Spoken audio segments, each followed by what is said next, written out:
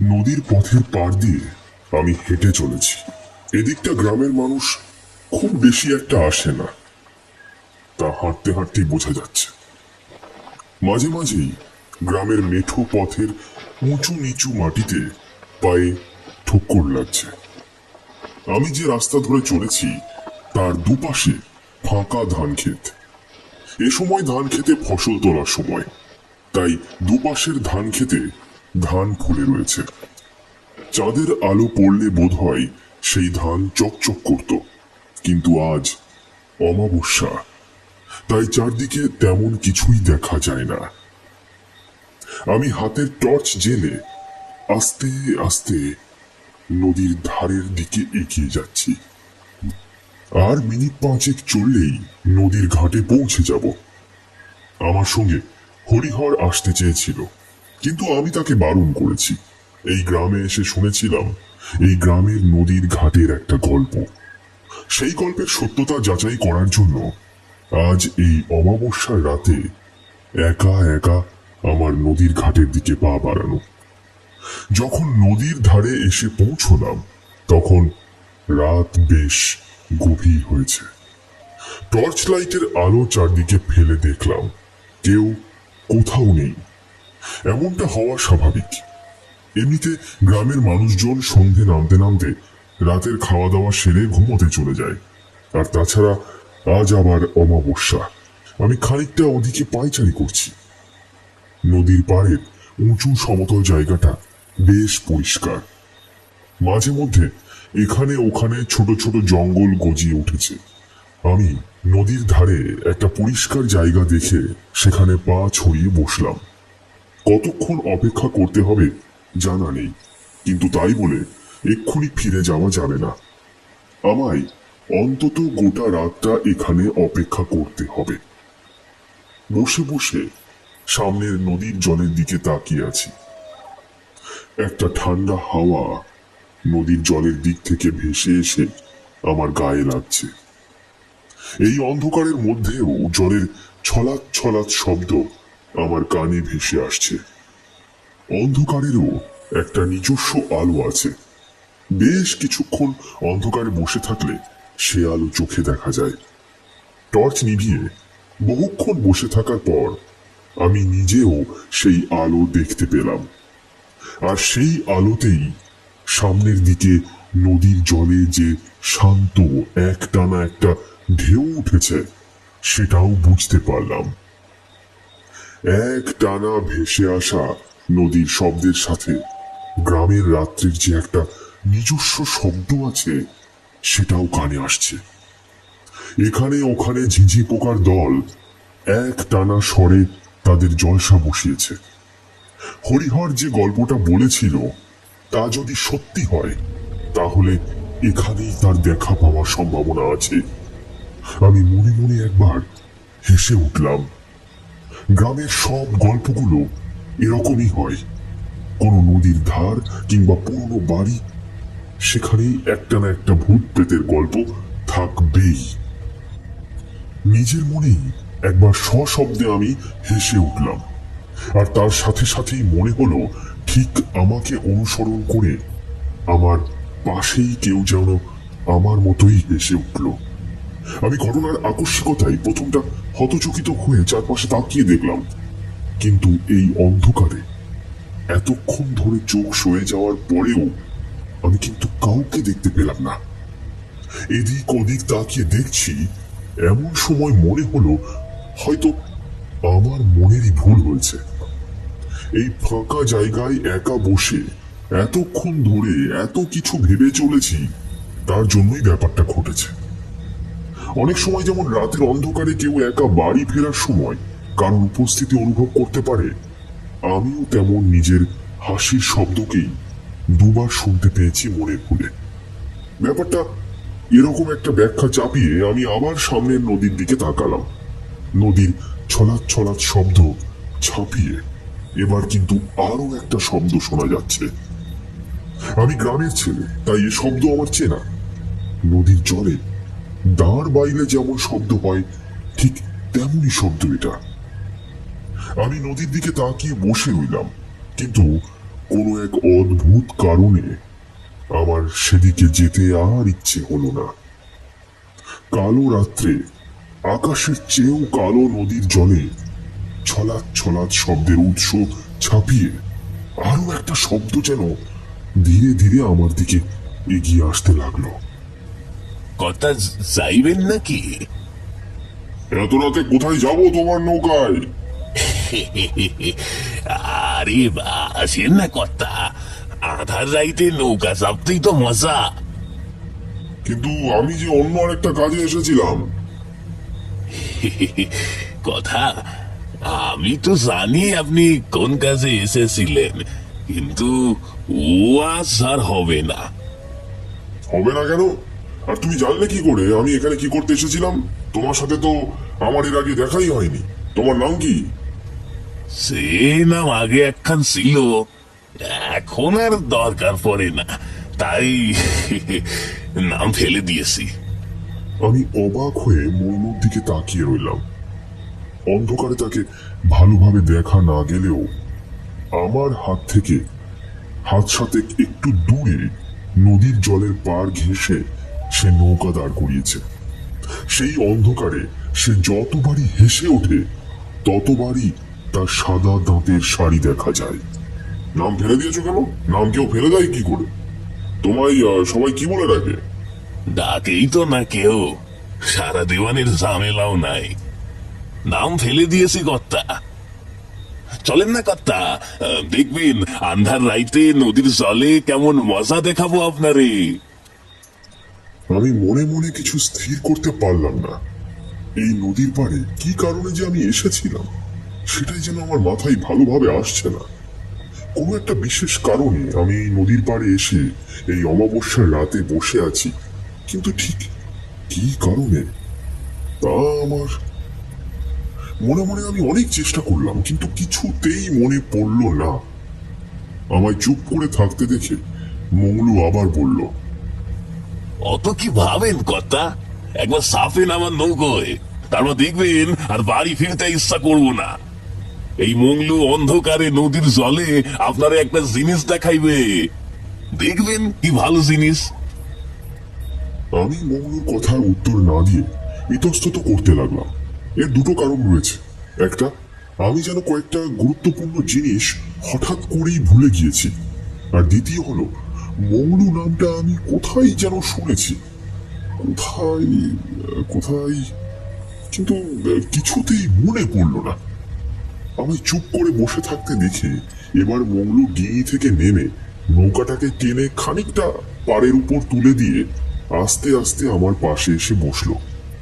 আর ঠিক তখনই এতক্ষণ ধরে বয়ে চলা ঠান্ডা হাওয়াটা কেমন যেন হঠাৎ করে বন্ধ হয়ে গেল। মঙ্গলু আমার থেকে দুহাত দূরে বসে আছে, কিন্তু এত অন্ধকারে আমি তার সাদা দাঁত ছাড়া আর কিছুই দেখতে পাচ্ছি না।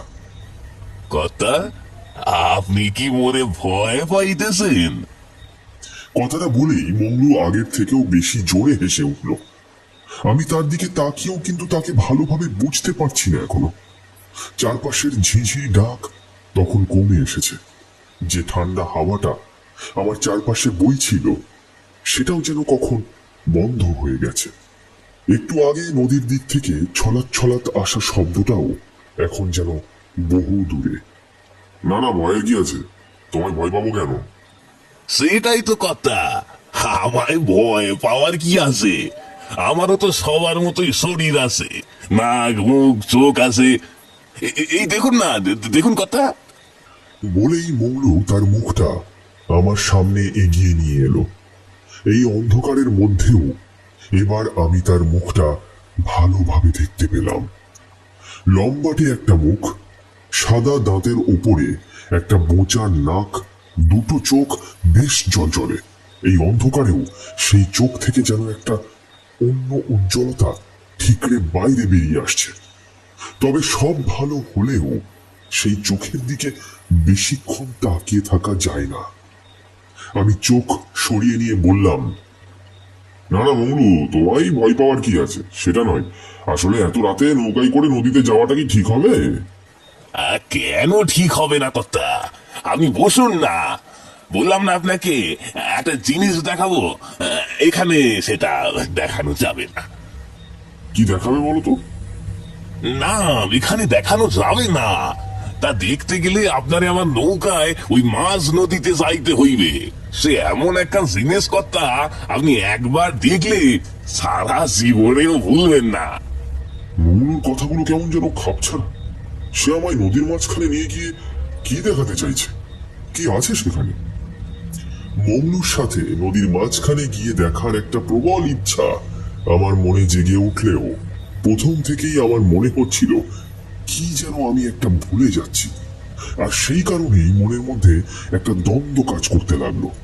তবে মঙ্গলু যখন বলল, তাহলে আর কি হবে কর্তা, আমি একাই যাই। আপনি যে এত ভয় পাইবেন তা আমি জানতাম না কর্তা। মঙ্গলুর বলা কথাটা এবার যেন আমার পৌষে আঘাত করলো। আমি জগন্লাল চক্রবর্তী ছোট থেকে গ্রামে গঞ্জে এখানে ওখানে ভূত দেখার জন্য ঘুরে বেরিয়ে কাটিয়েছি। বয়স হওয়ার পর এমন একটা চাকরি জুটলো যাতে এখানে ওখানে ঘুরে বেড়াতে হয় সব সময়। তাই যখনই যেখানে ভূত প্রেতের গল্প শুনতে পেয়েছি সেখানেই চলে গেছি। আর আজ এই অজপাড়া গায়ে সামান্য একজন মাঝি আমায় ভয় পাওয়ার কথা বলছে। তার মিথ্যে ধারণাটা ভাঙা দরকার। আমি বললাম, চলো তাহলে মঙ্গলু, তোমার যখন মনে হচ্ছে আমি ভয় পাচ্ছি তাহলে তোমার ভুলটা ভাঙানো দরকার। কর্তা, আজ রাইতে বেশ মজা পাইবেন।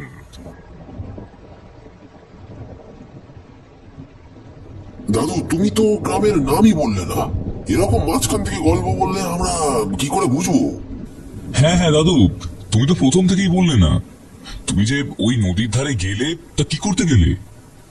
বুলটির বয়স 15, কিন্তু সে যখন কথা বলে তখন তার বয়স 15 নয়, 60-70 বছরের একজন বয়স্কা মহিলা কথা বলছে। এখানে বলে রাখা দরকার, গোবিন্দ, বুলটি কিংবা রতন আমার নিজের কেউ নয়। এই গ্রামে আমি অনেক বছর আগে কিছুদিন ছিলাম। সেই সূত্রেই এই গাঁয়ের জগন্ময়ের সাথে আমার বন্ধুত্ব হয়েছিল। আজ আর জগন্ময় বেঁচে নেই, তবে তার বাড়িতে আসার সুযোগ আমার এখনো রয়েছে। জগন্ময়ের ছেলে আমায় ভালোবাসে।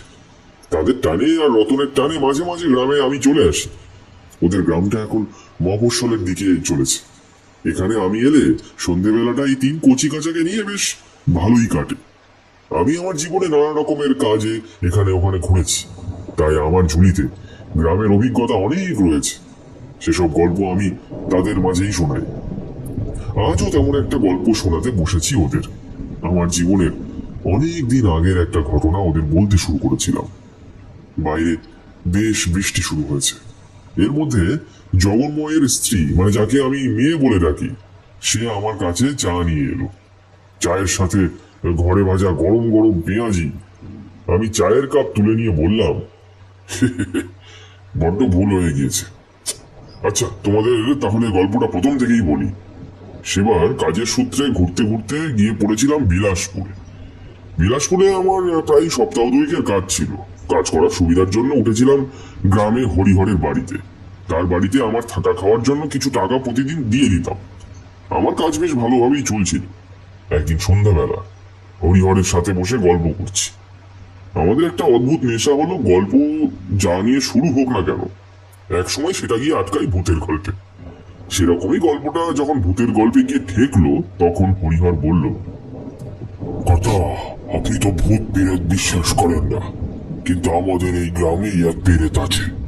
ওই যে গ্রামের বাইরে নদীটা দেখছেন, ওর পাড়েই সে থাকে। বলো কি, তোমাদের এই গ্রামে ভূত রয়েছে? তাহলে তো বেশ ভালোই হলো। একদিন গিয়ে তোমাদের সেই ভূতের সাথে দেখা করে আসা যাবে। আমি ভূত দেখার জন্য কোথায় কোথায় ঘুরেছি, তাহলে তার সাক্ষাৎ হবেই। কর্তা, ভূত পেরেতকে অত সহজভাবে নিবেন না। ওরা চাইলে মানুষের বড় ক্ষতি করতে পারে। শেষে জানটা নিয়ে টানাটানি পড়ে যাবে। কত সাহসী লোক দেখলাম ওই নদীর পাড়ে গিয়েই ভিড়মি খেয়ে পড়ে আসে। আমায় ভয় দেখিয়ে লাভ নেই হরিহর। তুমি যখন বলেছ তখন আমি সেই নদীর ধারে যাবই। আপনাকে বলেও বড্ড বিপদে পড়লাম কর্তা। বেশি সাহস থাকা ভালো নয়, কিন্তু ওদের বিশ্বাস নেই। অমাবস্যার রাতে ওই নদীর পাড়ে গেলে জ্যান্ত সবাই ফিরে আসতে পারে না। যারা ফিরে আসে তারা পাগল হয়ে যায়। চায়ের কাপে একটা চুমুক দিয়ে একটা পেঁয়াজির অর্ধেকটা মুখের ভেতর ফেলে চিবোতে চিবোতে আমি আবার বলতে শুরু করলাম।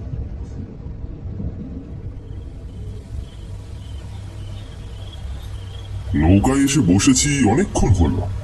নৌকাটা বেশ ছোট, এক পাশে বসে মংলু দাঁড় টেনেই চলেছে, আর তার ফাঁকে আমার সাথে কথা বলে চলেছে। আমি তার কথা শুনে চলেছি, তবে মাথার মধ্যে কিন্তু সেই চিন্তাটা বারবার ঘুরে ফিরে আসছে। হরিহর একটা কথা বলেছিল, কিন্তু সেটা আমার এখন আর মনে পড়ছে না। আমি একটানা নদীর জলের শব্দ আর মংলুর বকবক শুনে চলেছি। কথা আপনি জানেন এই নদীর পাড়ে অমাবস্যার রাতে কেউ আসতে পারে না? জানেন কথা, এই নদীর ধারে রাতের বেলা মানুষ আসতে ভয় পায়। ভয় পাবো কেন মংলু? আর যদি মানুষ ভয় পায়, তাহলে তুমি এত রাতে নৌকো নিয়ে নদীতে এলে কেন? আমার কাজই তো জলে কর্তা। নৌকা নিয়ে জলে না নামলে যে আমার পেটের ভাত জুটবে না। আর ওইটাই তো সেইবার। কি হলো মংলু, থেমে গেলে কেন? ও শুনলে আপনি ভয় পাবেন কর্তা। এই গ্রামে এতদিন ধরে আছি, কোনো কিছুই দেখতে পাইনি। আর এত রাতে তোমার সাথে নৌকায় চড়ে নদীর মধ্যে ভাসতে পেরেছি, মানে আমার যে ভয় নেই সেটা তোমার আগেই বোঝা উচিত ছিল মংলু। এই আপনার মনের কথা নয় কর্তা, এ হইল গিয়া বাইরের কথা। আপনি যে মনে মনে একটু ভয় পাইছেন, তাহা আমি কিন্তু ঠিক বুঝি। যদি ভয় পেতাম, তাহলে কি ভূত দেখার জন্য এত রাতেই নদীর পাড়ে বসে থাকতাম? কি যে কন কর্তা, আপনি নদীর পাড়ে আসার আগে ভয় পান নাই, আপনি নদীর পাড়ে আসার পরে ভয় পাইছেন, এখনো পাইতাছেন। মংলুর কথায় আমি কি উত্তর দেব বুঝতে পারলাম না। অকারণে ওর সাথে তর্ক করে এই সময়টা নষ্ট করার কোনো মানে হয় না। আমাদের নৌকাটা নদীর মাঝামাঝির কাছাকাছি চলে এসেছে। চারদিকে অন্ধকারে কালো জল আর তার ছলাৎ ছলাৎ শব্দ, তার মাঝে মংলুর দাঁড় টানার শব্দ। সব মিলিয়ে চারদিকের পরিবেশটা কেমন যেন থমথমে হয়ে উঠেছে অনেকক্ষণ আগেই। আমার জায়গায় অন্য কেউ হলে যে ভয় এতক্ষণে পেত না তা নিশ্চিতভাবে বলতে পারছি না, তবে আমি কিন্তু ভয় পাইনি তখনও। শুধু মনের মধ্যে কি একটা কারণে যেন খচখচ করছিল। আরে তুমি বলোই না, তোমার সে কথাই আমি ভয় পাবো না। আর তাছাড়া তুমি তো রয়েইছো আমার সাথে। সেইটি তো ভয় কর্তা। কি বললে? কিছু বলি নাই কর্তা, তবে এই অন্ধকার রাতে নদীর মাঝখানে পৌঁছাইয়া যদি আপনি ভয় টয় পান, তখন সাঁতরাইয়া পারে যাইতে পারবেন তো? সে কি মঙ্গল, তুমি যখন আমায় নদীর পাড় থেকে নৌকায় করে নিয়ে এসেছো, তাহলে তুমিই তো আমায় পাড়ে পৌঁছে দেবে, তাই নয় কি? কি যে বলেন কর্তা, আমি কি আপনার এই নৌকায় তোলার সময় করেছিলাম আপনারে আমি পারে পৌঁছে দেব? এবার আমার ভয় হলো ভূত প্রেতের নয়, ডাকাতের। আমায় একা পেয়ে নৌকায় তুলে তারপর আমার কাছ থেকে দামি কিছু কেড়ে নেবার কথা মংলু ভাবছে না তো? কিন্তু আমার কাছে দামি কিছু তো নেই, একমাত্র গলার রূপোর চেনটা সামান্য দামি হতে পারে, তাছাড়া তো আর কিছু নেই। আরে সি সি কর্তা, আপনি আমারে শেষমেশ ডাকাত ভাইবা বসলেন। আরে আমি আপনার একটু ভয় দেখাতে চেয়েছিলাম। আপনারে কইলাম না একটা জিনিস দেখাইবো, তারপরে আপনার নদীর পাড়ে পৌঁছাইয়া দিব। মংলু, আমরা তো নদীর পাড় থেকে মাঝামাঝি এসে পড়েছি, তাহলে তোমার সেই জিনিসটা কখন দেখাবে? আর একটু সাউন্ড দেন কর্তা, তারপর দেখাইবো। একবার নদীর কালো জলের দিকে তাকাইয়া দেখেন তো কি সুন্দর দেখতে লাগতেছে। আমি মংলুর কথা শুনে নদীর জলের দিকে তাকালাম। সত্যি রাতের অন্ধকারে কালো জল দেখতে বড়ই সুন্দর লাগছে। আমি নৌকোর এক পাশ থেকে আমার একটা পা নদীর জলে রাখতেই নদীর জলের ঠান্ডা ভাবটা আমার পা স্পর্শ করলো। আমি যে নদীর জলে পা রেখেছি তা কিন্তু মংলুর বোঝার কথা নয়, তাও সে বলল, কি শীতল না কর্তা, একেবারে পরানটা জুইরা যায়। কথা, এই নদীর জালের একবারে তলায় যদি শুইয়া থাকা যায়, তাহলে কেমন লাগতো করেন তো? মৌলুর কথা শুনে আমি চমকে উঠলাম। হতভাগাটা বলে কি, নদীর জলের একেবারে তলায় আমি শুয়ে থাকতে যাবো কেন?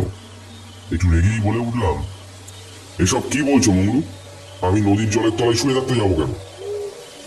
ক্ষমা করবেন কর্তা, কি বলতে গিয়ে কি বলে ফেলি। মুখ্য সূক্ষ্ম মানুষ, অপরাধ নিবেন না। নদীর জল কেমন শীতল বলেন? বেশ ঠান্ডা মৌলু, মনে হয় 2 পা জলে দিয়ে এভাবেই বসে থেকে জীবনটা পার করে দিন। ওই কথা কইবেন না কর্তা, জি জি জি কর্তা, ও ও কথা মুখে আনবেন না। কেন, কি হলো? মৌলু কিছুক্ষণ চুপ করে দাঁড় টানা বন্ধ করে বসে রইল, যেন কিছু একটা সে গভীর মন দিয়ে ভাবছে। তারপর বলল, কর্তা, এই নদীর জান আছে। হ্যাঁ হ্যাঁ, সব বুঝতে পারে। আপনি যে কইলেন আপনার নদীর জলের পা মেলা বইচা থাকতে ইচ্ছা করে, তখনই কেমন দেখলেন না ওই ওই ওই- ওই নদীর জল ফুইসা উঠলো। ও কথা মনে আনবেন না কর্তা, নদী আপনারে গিলতে লইব, যেমন নিছিল আরেকজনের। কি যে বলো না তুমি মৌলু, এরকম আবার হয় নাকি? আপনি বিশ্বাস করবেন না আমি জানি, কিন্তু কর্তা আপনারে আমার খুব ভালো লাগছে, তাই শুধু শুধু কই, এই নদীর ধারে আর আইবেন না। এই নদী রাতের বেলায় ভুকা হইয়া যায়। কিসব পাগলের মতো বকছো, চুপ করো তো, নদীর জলটা দেখতে দাও। আমি নদীর জলের দিকে তাকালাম। সেই সুন্দর কালো শীতল জল আমাদের নৌকোর চারপাশে ঘুরে ফিরে বেড়াচ্ছে যেন। আমি ততক্ষণে আমার 2 পা নৌকার এক পাশ দিয়ে জলে নামিয়ে রেখেছি। তাতে নৌকাটা একদিকে সামান্য হেলে গেছে, কিন্তু আমার এতে কোনো অসুবিধা হচ্ছে না। বরং কেন জানি না মনে হচ্ছে নৌকো ছাড়াই এই নদীর জলের মাঝখানে ভেসে থাকা যায়। তার জন্য তেমন কিছুই করতে হবে না, তার জন্য আমায় খুব বেশি কষ্ট করতে হবে না।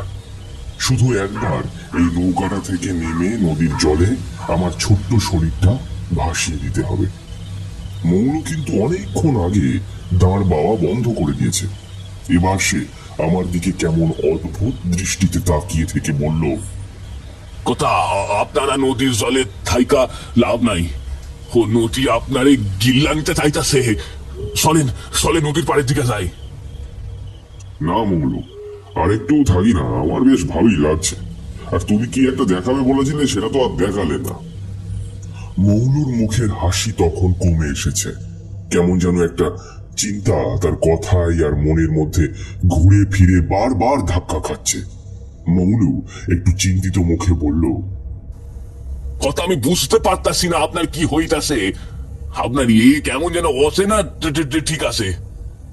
এই ব্যাপারটা আমিও অনেকক্ষণ থেকে অনুভব করতে পারছিলাম, যেন আমি কি করে চলেছি কিংবা কি বলছি তার উপর আমার নিজের কোনো নিয়ন্ত্রণ নেই। আর আমি আগের মতোই শান্ত গলায় বললাম, মৌলু, তুমি একটু আগে বললে না নদীর জলের তলায় অনেকটা গভীরে শুয়ে থাকতে কেমন লাগে? খুব একটা ভালো লাগে না মৌলু। চারিদিকে ভীষণ অন্ধকার, ভীষণ কালো, যেমন একটা শ্যাওলা শ্যাওলা গন্ধ, আর নাকে মুখে চোখে কেমন যেন একটা ওই কাদাবালি ঢুকে যায়। মৌলু এবার চমকে উঠল যেন, আমার দিকে তাকিয়ে কাঁপা কাঁপা গলায় বলল, কথা, আপনি এসব কি বলতেছেন? আপনার বোঝায় শরীরটা ভালো লাগতেছে না। চলেন চলেন, আপনাকে নদীর ধারে আমি আমি পৌঁছে দিতেছি। বলেই মৌলু নৌকাটা এক পা ঘুরিয়ে দিয়ে নদীর ধারের দিকে চলতে শুরু করলো।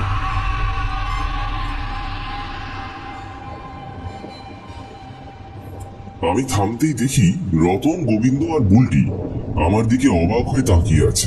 আমার সামনে রাখা পেঁয়াজির থালাটা তখন ফাঁকা হয়ে এসেছে। আমার চায়ের কাপে রাখা চায়ের শেষটুকু আমি এক চুমুকে শেষ করে দিয়ে পকেট থেকে একটা রুমাল বার করে মুখটা মুছলাম। তারপর ওদের দিকে তাকিয়ে বললাম, কিরে, কেমন লাগছে শুনতে? ভালো, কিন্তু তুমি হঠাৎ ওরকম ভাবে বলতে গেলে কেন? আচ্ছা দাদু, তুমি মৌলুকে ভয় দেখাচ্ছিলে না তো? তুমি তো আগে অনেক গল্প বলেছো, সেগুলো তো এরকম দেখেছি। তুমি মাঝে মাঝেই ভয় দেখানোর চেষ্টা করো সবাইকে, তাই করছিলে? আমি ওদের কথা শুনে কোনো উত্তর করলাম না।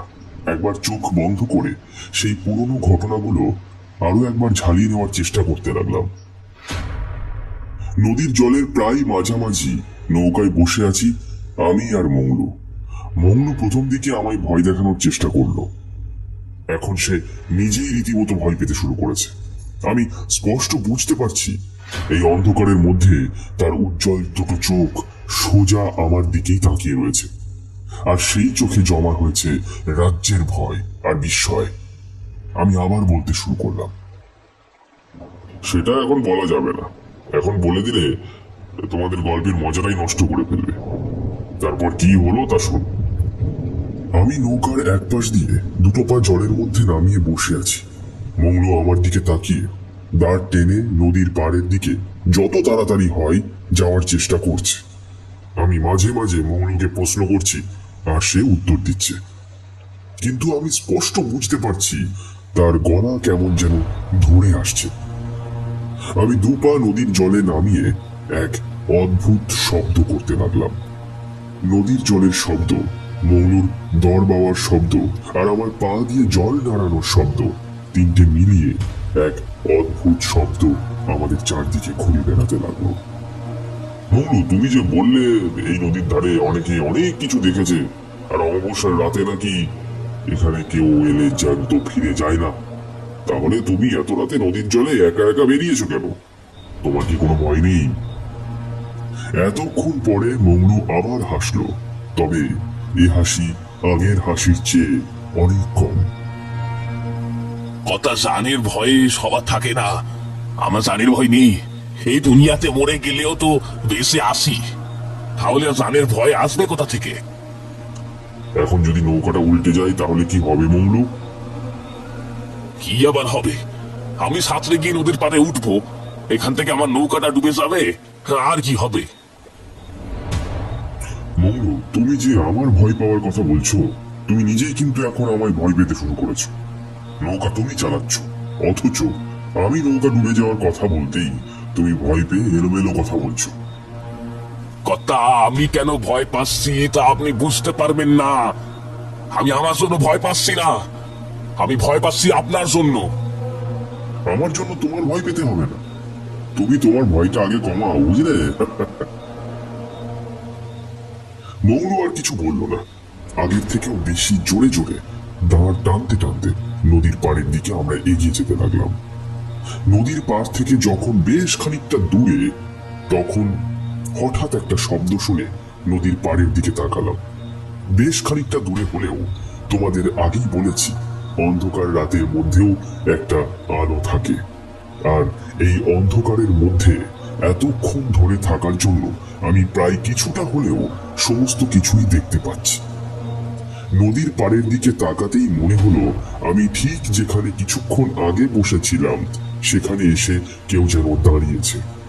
আমি ভাবলাম হরিহর বোধহয় আমায় খুঁজতে খুঁজতে এখানে এসে পড়েছে, কিন্তু তার হাতে তো তাহলে লণ্ঠন থাকবে। আমি গলা তুলে বললাম, কে? হরিহর এলি নাকি? নদীর পাড়ে দাঁড়িয়ে থাকা সেই ছায়ামূর্তি কিন্তু আমার কথার জবাব দিল না। আমি আরো একবার ডাকার পর মংলু বলল, ওদিকে তাকাবেন না কর্তা, এখন নদীর পাড়ে যাওয়া যাবে না। চলুন চলুন, নৌকা টানতে টানতে আমরা অন্যদিকে যাই। আমি এবার মংলুর কথায় বেশ রেগে উঠলাম। তোমায় কি আমি বলেছি অন্যদিকে যেতে? তুমি আমায় নদীর পাড়ে নামিয়ে দিয়ে যেখানে খুশি বিদায় হবে। আমার গলার স্বরে আর কথা বলার ভাষায় আমি নিজেই চমকে উঠলাম। এভাবে আমি মংলুর সাথে কথা বলছি কেন? মংলু তো আমায় খারাপ কিছু বলেনি। তার যদি আমায় কোনো ক্ষতি করার ইচ্ছে থাকতো তাহলে তো সে নদীর মাঝখানে আমায় নিয়ে গিয়ে করতে পারত। এখন পারে একজন অচেনা লোক দাঁড়িয়ে আছে দেখে মংলু আমায় তার সাথেই আরো কিছুক্ষণ রাখতে চাইছে। এতে রেগে যাওয়ার মতো কিছুই নেই। কথা নদীর পাড়ের দিকে তাকাবেন না, আপনার তো হাই লাগে। নদীর পাড়ের দিকে তাকাবেন না, নদীর জলের দিকেও তাকাবেন না। আপনি রে ও ডাকতেছে, তাই আপনি অমন পাগল হইয়া যাইতেছেন। আমি পাগল? আমি পাগল কেন হব? তুমি পাগল। তুমি পাগল, আর তুমি পাগল হয়ে আমায় তোমার সাথে নদীর জলে ঘুরতে বাধ্য করছো। এই নৌকা থামাও, নৌকা থামাও বলছি। আমি এখানে নেমে যাবো, নৌকা থামাও। আমার দিকে তাকিয়ে হতাশ সুরে আবার বলল, কর্তা, নদীর জলের আরো গভীরে সইলা গেলে ও আপনারে ডাকতে পারবে না। আপনি একটু শান্ত হইয়া বসেন কর্তা, আমি নৌকা দূরে নিয়ে যাই। এখানে একটা ব্যাপার বলে রাখা দরকার, আমার নিজের উপর নিয়ন্ত্রণ যে ধীরে ধীরে কমে আসছে তা আগেই বলেছিলাম। এবার যেন তা পুরো মাত্রায় আমার উপর থেকে চলে গেল। আমি কি বলছি কি করছি তা আমি আর নিজেও বুঝতে পারলাম না। আমি এবার প্রচন্ড খ্যাপা হয়ে মংলুর দিকে এগিয়ে যাওয়ার চেষ্টা করলাম। শালা ডাকাতের বাচ্চা, ধরে নিয়ে গিয়ে আমায় খুন করবি? হ্যাঁ, খুন? তার আগে তোকেই আমি খুন করবো। আমায় নিয়ে চল, নদীর পাড়ে নিয়ে চল এক্ষুনি। তারপরে হঠাৎ একটা ভয়ানক ব্যাপার ঘটল। আমি এক নেশাগ্রস্ত অবস্থায় নৌকার এক পাশ থেকে ছুটে অন্য পাশে মংলুর ওপর ঝাঁপিয়ে পড়তে গেলাম। নৌকা টাল সামলাতে পারল না। আমরা দুজনেই ঝপাত করে নদীর জলে পড়ে গেলাম। আর ঠিক তখনই মনে হলো নদীর ঠান্ডা জল আমার সারা শরীর আর মন আচ্ছন্ন করে চলেছে। আমি সাঁতার কাটার একটুও চেষ্টা করলাম না, বরং যেন এই তো নৌকাতেই বসে আছি এমন ভাব দেখিয়ে গোটা শরীরটাকে ছেড়ে দিয়ে আস্তে আস্তে নদীর জলে তলায় তলিয়ে যেতে লাগলাম।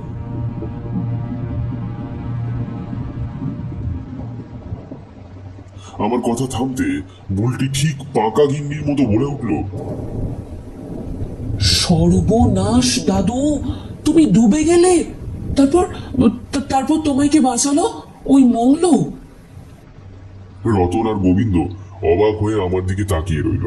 তারা বুঝতে পারছিল গল্পের চরম পর্যায়ে আমরা এখন পৌঁছে গেছি। তাই তারা হা করে তাকিয়েই রইল, কোনো কথা বলল না। আমি তাদের দিকে তাকিয়ে একবার হেসে আবার বলতে শুরু করলাম, নৌকা যে উল্টে গেছে, আমি যে জলের তলায় ধীরে ধীরে তলিয়ে যেতে শুরু করেছি, এই গোটা ব্যাপারটা আমার মাথায় কেন জানি না আসছিল না। এবার মনে পড়ল নদীর পাড়ে বসে থাকার পর থেকেই আমার মাথা আস্তে আস্তে কেমন গোলমাল পাকিয়ে যেতে শুরু করেছিল। এখন সেই ভাবটা পুরো মাত্রায় আমায় নিয়ন্ত্রণ করে চলেছে। আমার দু চোখ বন্ধ, আমি হাত পা ছড়িয়ে জলের মধ্যে আস্তে আস্তে নদীর জলের গভীরে নেমে যাচ্ছি। জলের মধ্যে চারদিকে কালো অন্ধকার, তার মধ্যে একটা শ্যাওলাটে গন্ধ। আমার চোখ বন্ধ হওয়ার আগে পর্যন্ত আমি দেখতে পেলাম আমার সোজাসুজি উপরের দিক থেকে যেন কিছু একটা খুব তাড়াতাড়ি আমার উপরে নেমে আসছে। আমার মাথায় কিন্তু তখন অন্য কিছু ঘটছে। সেই মংলুর বলা কথাটা আমার মাথায় ঘুরছে। নদীর জলের একদম নিচে শুয়ে থাকতে পারলে কেমন লাগবে বলুন তো কর্তা? আমি নিজের মনেই যেন বলে উঠলাম, হতচ্ছাড়া, আরো একটু আগে নৌকাটা ডুবে দিতে পারলি না? দুজন মিলে কি সুন্দর নদীর জলের তলায় শীতল হয়ে শুয়ে থাকতাম। এসব মাথার মধ্যে চলছে এমন সময় একটা হ্যাচকা টানে আমি উপরের দিকে উঠতে শুরু করলাম। তারপর যখন আমার চোখ খুলল তখন দেখি নৌকার উপর আমি বসে আছি আর আমার মুখের কাছে মংলু আমার পেট থেকে জল বার করছে। কিছুক্ষণ পরে উঠে বসেই বুঝতে পারলাম আমরা নদীর পাড় থেকে অনেকটা দূরে এসে পড়েছি। মংলুর দিকে তাকিয়ে বুঝতে পারলাম সে আমায় নিয়ে বেশ চিন্তিত হয়ে পড়েছে। এখন ভালো লাগছে কর্তা, সকাল না হওয়া পর্যন্ত নদীর পাড়ের দিকে যাওয়া যাবে না। গেলে ও আপনারে ঠিক নিয়ে যাবে। কিন্তু ও আমায় নিয়ে যাবেই বা কেন? কর্তা, নদীর ধারে অমাবস্যার রাত্রে কেউ আসে না কেন সেটা শুনবেন? শুনবেন আপনি? শুনুন তাহলে। অনেক বছর আগে অমাবস্যার রাতে এই নদীর জলে একজন ডুব দিয়ে আত্মহত্যা করছিল। তারপর থেকেই সেই লোকের প্রেতাত্মাটা অমাবস্যার রাতে এদিক ওদিক ঘুরে বেড়ায়। কেউ মনের ভুলেও অমাবস্যার রাতে নদীর পাড়ে কিংবা কিংবা কিংবা এই জলের মধ্যে আইচা পড়লে ওটারে ভুলাইয়া ভুলাইয়া নদীর জলে ডুবাই মানে ও কাউকে ছাড়ে না। মংলুর কথা শুনে হঠাৎ করে ধাঁ করে আমার মাথার মধ্যে একটা কথা মনে পড়ে গেল। নদীর পাড়ে আমি যখন বসেছিলাম তখনই প্রথম সেই হাসির শব্দটা আমি শুনেছিলাম।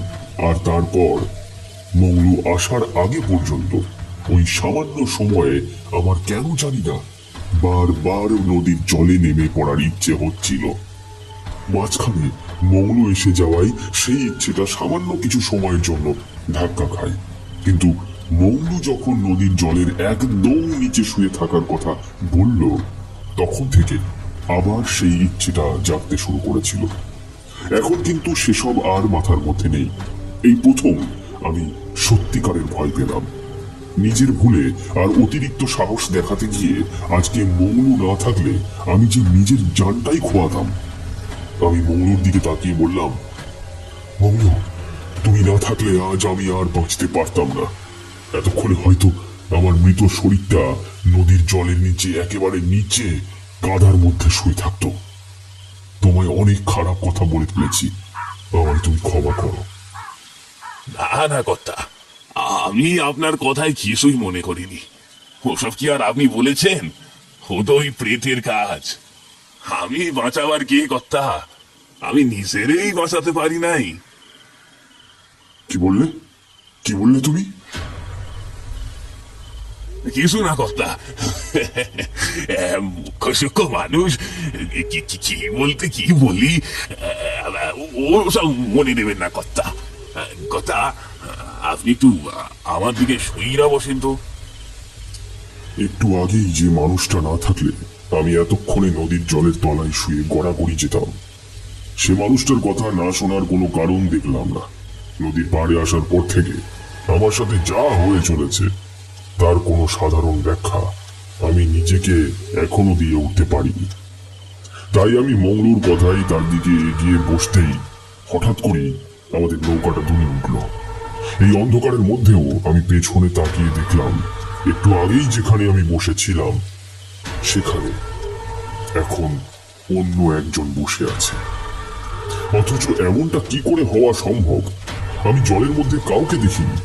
তাছাড়া কেউ যদি নৌকাতে উঠে থাকে তাহলে তো নৌকাটা একদিকে হেলে যাবে, কিন্তু সেসব না হয়ে হঠাৎ করে একজন আমার জায়গায় চলে এলো কি করে? আমি মনের মধ্যে এসব ভেবে চলেছি, তার মধ্যেই মঙ্গল চাপা গলায় বলে উঠল, আমার দিকে শুইরা আসেন কর্তা, আমার জায়গায় বসেন। আমি বাক্য ব্যয় না করে মৌলুর জায়গায় বসে পড়লাম। মৌলু মাঝখানে এসে বসলো। দাঁড় টানা বন্ধ রয়েছে বলে নদীর ঢেউতে নৌকোটা ভেসে ভেসে একদিকে চলেছে। গোটা ব্যাপারটা কি হচ্ছে তা আমি বুঝতে না পেরে একেবারে বাকরুদ্ধ হয়ে গেলাম। নদীর জলে ঠান্ডা হাওয়া আমার গায়ে লাগা সত্ত্বেও আমি দরদর করে ঘামতে লাগলাম। ভূত দেখতে এসে আমার সাথে প্রথম থেকেই এসব যা হয়ে চলেছে তা আমার ভূত দেখার ইচ্ছে হয়তো জন্মের মতো ঘুচিয়ে দেবে।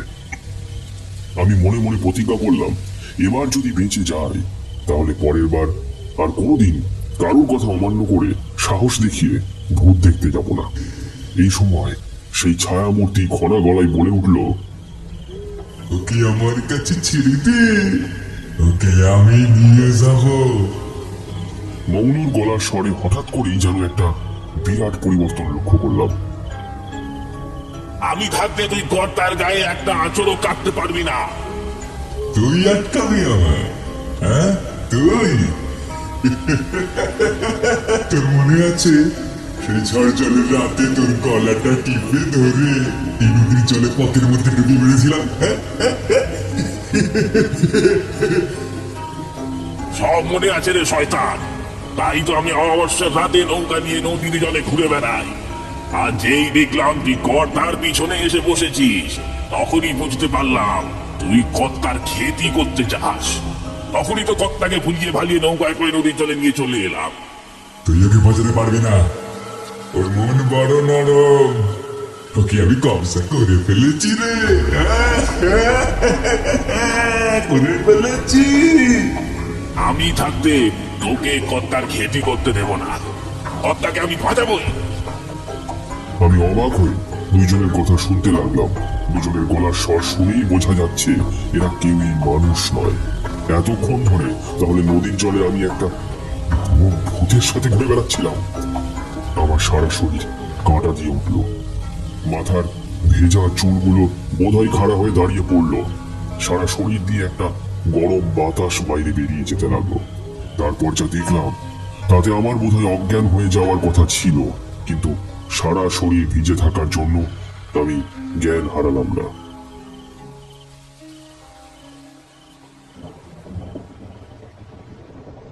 আমি থামলাম, আর ঠিক সেই সময় ঘরে এসে ঢুকলো জগন্ময়ের স্ত্রী। তার হাতে একটা বাটিতে মুড়ি মাখা। আমারই মা মুড়ি কিন্তু বেশ ভালো মাখে, কাঁচা সর্ষের তেল, কাঁচা লঙ্কা আর পেঁয়াজ কুচিয়ে মুড়ি মাখা যে এত অপূর্ব হতে পারে তাই মায়ের হাতে না খেলে জানতাম না। সর্ষের তেলের সাথে বোধহয় আচারের তেলও দেওয়া থাকে। একটা বড় মুড়ির বাটি সবার সামনে রাখলো আর আমার হাতে একটা মুড়ির বাটি ধরিয়ে দিয়ে বলল, আপনার এইসব ভূতের গল্প শুনে শুনে ছেলে মেয়েগুলো রাতে ঘুমোতে পারে না, আপনি জানেন? মাঝরাতে উঠে বলে ভয় করছে। আমি রতনের দিকে তাকিয়ে বললাম, ইরে তোরা গল্প শুনে ভয় পাস, আমায় আগে বলিসনি তো। তারপরে কি হলো বলো না, তুমি কি দেখলে? ব্যাস হয়ে গেল, আবার ভূতের গল্পের নেশা মাথায় ঢুকেছে। আপনিও পারেন বটে, বানিয়ে বানিয়ে ওদের এমন সব গল্প বলতে পারেন। বলতে বলতেই সে বেরিয়ে চলে গেল। আমি রতনের মুখের দিকে তাকিয়ে থেকে তারপর বলতে শুরু করলাম। তারপর তাকিয়ে দেখি সে এক ভয়ানক কাণ্ড। এতক্ষণ ধরে নৌকোর উল্টো দিকে বসে থাকা ছায়ামূর্তিটা ধীরে ধীরে বড় হতে শুরু করেছে। বড় হতে হতে সে প্রায় 3 মানুষ সমান লম্বা হয়ে গেল। আমাদের ছোট্ট নৌকাটা ভয়ঙ্কর ভাবে দুলতে শুরু করেছে, যেন যেন যে কোনো মুহূর্তে উল্টে যাবে। আমার চোখের সামনে সেই মূর্তি এত বড় হয়ে গিয়ে একটা হুঙ্কার ছাড়লো মনে হলো। আমায় আটকাবি তুই? যখন জ্যান্ত ছিলি তখন তো তোকে জলের তলায় পাকে পুঁতে মেরেছি, আবার আবার মরে গিয়েও আমায় থামাতে এসেছিস। আজ আবার তোকে মারবো, আবার একটা নয়, আজ দুজনকে মারবো। আমি সেই মুহূর্তের দিকে তাকিয়ে ততক্ষণে ভয়ে নিজেকে গুটিয়ে জড়সড় করে নৌকার এক কোণে বসে রয়েছি। আমার চোখের সামনে এবার মৌলুর শরীরটাও আস্তে আস্তে বড় হতে শুরু করলো। একসময় সেও সেই মূর্তির মতো লম্বা হয়ে গেল। এবার আর নৌকাটাকে স্থির রাখা দায় হয়ে পড়েছে দেখে আমি দাঁড় হাতে নিয়ে কোনো মতে নৌকা টানতে চেষ্টা করলাম। উনি আমাদের গ্রামের অতিথি, ওনার কিছু হলে আমাদের গ্রামের বদনাম বাড়বে। তোকে আমি কিছুতেই ওনার ক্ষতি করতে দেব না, আমি তোকে আটকাবই। বলেই মৌলু তার বিশাল শরীরটা নিয়ে সেই ছায়ামূর্তির উপর ঝাঁপিয়ে পড়ল। তাল সামলাতে না পেরে সেই ছায়ামূর্তি নদীর জলে পড়ে গেল। নৌকাটা হঠাৎ হালকা হয়ে যাওয়ায় একবার প্রায় পাল্টি খাওয়ার উপক্রম হচ্ছিল। আমি কোনো মতে নৌকাটা সামনে নিয়ে এলোমেলো হাতে দাঁড় টানতে টানতে পাড়ের দিকে যেতে লাগলাম। একবার পিছনে তাকিয়ে দেখলাম নদীর জলের মধ্যে যেন একটা বিরাট হুটোপাটা শুরু হয়ে গেছে, আর তার সাথে ভেসে আসছে দুটো বিভৎস গলার গর্জন তর্জন। আমি বুঝতে পারছি সেই ছায়ামূর্তি কোনোভাবে আমার কাছে আসার চেষ্টা করছে, কিন্তু মৌলু তাকে আমার কাছে আসতে দিচ্ছে না। আমি প্রাণপণে নৌকাতে নদীর পাড়ের দিকে যেতে লাগলাম। নদীর পাড় থেকে যখন অনেকটা দূরে আমি, ঠিক তখনই আমার নৌকোর উল্টো দিকে আবার ভেসে উঠল সেই ছায়ামূর্তি। আতঙ্কে আমার মুখ থেকে একটা চিৎকার বের হয়ে এলো, মৌলু! চিৎকার করার সাথে সাথেই আমি বুঝতে পারলাম আমার নৌকাটা আরো একবার উল্টে যাচ্ছে। তার আগেই আমি নৌকার সই থেকে নদীর জলে ঝাঁপ দিলাম। তার সাথে সাথেই সেই ছায়ামূর্তি জলের উপর ভাসতে ভাসতে আমার দিকে এগিয়ে আসতে লাগলো, কিন্তু আমার পেছনে ততক্ষণে আরো একটা ছায়ামূর্তি নদীর জল থেকে ভেসে উঠেছে। সেই ছায়ামূর্তি আমার দিকে তাকিয়ে বলল, একদম ভয় পাবেন না কর্তা, আপনি জোর সাঁতারে বাড়ির দিকে চলে যান, ওকে আমি দেখছি। আমি আর পেছনে না তাকিয়ে প্রাণপণে সাঁতার কাটতে লাগলাম।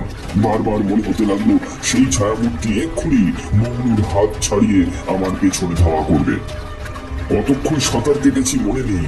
পাড়ের কাছে এসে পৌঁছাতেই দেখি একটু দূর থেকে হরিহর নদীর পাড়ের দিকেই আসছে। আমার সেই অবস্থা দেখে সে তাড়াতাড়ি আমার সামনে এসে আমায় জাপটে ধরলো।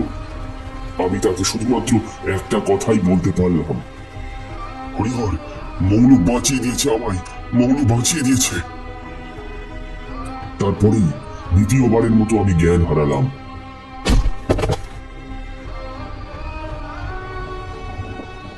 আমার গল্প শেষ হয়েছে বুঝতে পেরে রতন, গোপাল আর বুলটি আমার দিকে তাকিয়ে রইল। দাদু, সেদিন মৌলু না থাকলে ওই ছায়ামূর্তি করে তো তোমায় নদীর জলে ডুবিয়ে দিত, তাই না? ব্যাপারটা তাই দাঁড়াচ্ছিল। পরদিন সকালে যখন আমার জ্ঞান ফিরল তখন দেখলাম আমার বিছানার কাছে হরিহর আর গ্রামের 2-3 জন লোক দাঁড়িয়ে আছে। আমার জ্ঞান ফিরতে দেখেই হরিহর দুহাত তুলে বোধহয় ভগবানের উদ্দেশ্যেই প্রণাম জানালো। তারপর বলল, আপনাকে বলেছিলাম কর্তা, ও নদীর জলে অমাবস্যার রাতে যাওয়া ভালো না। আপনি তাও শুনলেন না। বড় জোর বেঁচে গেছেন আপনি। মংলু আমায় বাঁচিয়েছে হরিহর। মংলু না থাকলে ওই প্রেতাত্মা আমায় নদীর জলে ডুবিয়ে মারত। হরিহর বিস্মিত হয়ে আমার দিকে তাকিয়ে বলল, কি নাম বললেন কর্তা? মংলু? ওই নাম আপনি কোথায় জানলেন? হরিহর আর গ্রামের লোকেদের সামনে আমি গোটা ব্যাপারটা খুলে বলতে লাগলাম। আর বলতে বলতেই আমার মনে পড়ল, প্রথমে কেন মংলু নামটা আমার একটু চেনা চেনা মনে হচ্ছিল। হরিহর আমায় বলেছিল তার এক ভাই ছিল। তার ভালো নামটা আমার মনে নেই, তবে তাকে সবাই নাকি মংলু বলে ডাকত। এক ঝড় বৃষ্টির রাতে সে নদীর জলে নৌকা নিয়ে বেরিয়েছিল। সে নাকি নদীর মাঝখানে রাতের বেলায় কি একটা দেখতে পেয়েছিল। সেটাই দেখবে বলে সবার নিষেধ অগ্রাহ্য করে সে বেরিয়েছিল। পরদিন সকালে নৌকাটা নদীর জলে ভাসতে দেখা গেলে মংলুকে খুঁজে পাওয়া যায়নি আর। তারপর থেকে আর মংলুর দেখা কেউ পায়নি। গ্রামের সবাই ধরে নিয়েছিল অমাবস্যার রাতে কোনো প্রেতাত্মার হাতে সে তার জীবন খুইয়েছে। আমার কথা শেষ হতেই হরিহর কাঁদতে কাঁদতে বলে উঠল, আমার ভাইটা বড্ড ভালো ছিল কর্তা। সবার বিপদ আপদ দেখে ঝাঁপিয়ে পড়তো হতভাগাটা, মরে গিয়েও শান্তি পাইনি। তাই আজ আপনার বিপদ দেখে ঝাঁপিয়ে পড়ে আপনারে বাঁচালো। আপনি আমার ভাইটার জন্য একটু প্রার্থনা করবেন, যাতে ওর আত্মার শান্তি হয়। মংলুর আত্মার জন্য প্রার্থনা আমি করেছিলাম। সেই রাতে যে বিপদের হাত থেকে সে আমায় রক্ষা করেছিল তার জন্য কৃতজ্ঞতা আমি কখনোই শোধ করতে পারবো না। তবে সেই গ্রামে আমি আর বেশি দিন থাকিনি। 2 দিন পরেই সেই গ্রাম থেকে বাড়ি ফিরে এসেছিলাম। আমি থামতেই সবাই আমার দিকে তাকালো। গল্প শেষ হয়ে গেলে আমি চেয়ার ছেড়ে উঠে জানলার কাছে গিয়ে দাঁড়াই। আজও সেটাই করলাম। জানলার কাছে গিয়ে দাঁড়িয়ে আছি, এদিকে বুঝতে পারছি রতন, গোপাল আর বুলটি আমার দিকেই তাকিয়ে রয়েছে। তাই বললাম, আমার গল্পটা এখানেই শেষ। তবে সেই রাত্রে প্রথম থেকে শেষ পর্যন্ত আসলে এই আমার সাথে কি ঘটেছিল তার ব্যাখ্যা আমি কখনো খুঁজে পাইনি, আর সেটা খোঁজার চেষ্টাও করিনি। একটা সাধারণ ব্যাখ্যা গল্পটা রয়েছে যে মংলু আমায় ওই প্রেতের হাত থেকে বাঁচিয়েছিল। কিন্তু তাহলে প্রথমে আমি মংলুর সাথে কথা বলার সময় বারবার নদীর জলের নিচে শুয়ে থাকার কথা ভাবছিলাম কেন? তখন তো মংলু ছিল আমার সাথে, অন্য কেউ ছিল না তাহলে? এই প্রশ্নটা আমি নিজের মনেই শবদোক্তির মতো বললাম। বাইরে তখন ঝমঝম করে বৃষ্টি নেমেছে, আগের থেকেও আরো জোরে।